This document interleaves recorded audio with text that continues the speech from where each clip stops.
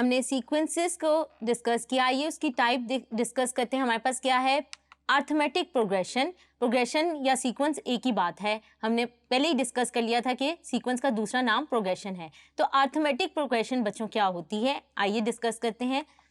A sequence AN is called an arithmetic sequence और arithmetic progression, उसको हम किससे डिनोट करते हैं, A dot P if AN minus AN minus 1 is the same number for all n belongs to n and n is greater than 1। अगर हमारे पास क्या है, an को माइनस करें प्रीवियस टर्म से, हमारे पास a की सेम नंबर आ जाए for all n belongs to n, तो हम कहते हैं कि हमारे पास कौन सी सीक्वेंस होती है, अर्थमेटिक सीक्वेंस।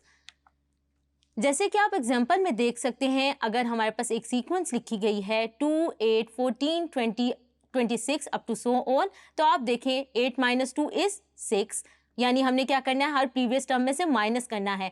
तो हमने क्या है, 8 माइनस 2 करें तो 6 आता है, या 2 में a 6 ऐड करें तो नेक्स्ट टर्म 8 आती है। इसी तरह 14 माइनस 8 क्या आ रहा है, 6। तो इस तरह हमारे पास क्या आ रहा है, d जो है कॉमन डिफरेंस जो है सीक्वेंस में वो क्या आ रहा है, सेम आ रहा है। तो ऐसी सीक्वेंस को हम अर्थमेटिक सीक्वेंस कहेंगे। इसी तरह नेक्स्ट एग्जाम्पल में आप देख सकते हैं कि हमारे पास सीक्वेंस लिखी हुई है 50, 45, 40, 35, 30। अगर मैं क्या करती हूँ, 45 में से क्या करती हूँ, 50 को माइनस करती हूँ, हमने सेकंड टर्म में से फर्स्ट टर्म को माइनस करना है, तो मैं माइनस करती हूँ तो मेरे पास -5 आता है। इसी तरह थर्ड टर्म को सेकंड टर्म में से माइनस करते हैं तो रिजल्ट क्या आता है, -5। आप देख सकते हैं हर टर्म का जो डिफरेंस है वो सेम आ रहा है और वो क्या है, -5। तो ये सीक्वेंस भी हमारे पास क्या कहलाएगी, arithmetic sequence. Formula of general term for the arithmetic sequence, वो हमारे पास क्या है, an is equal to a1 plus n-1 d।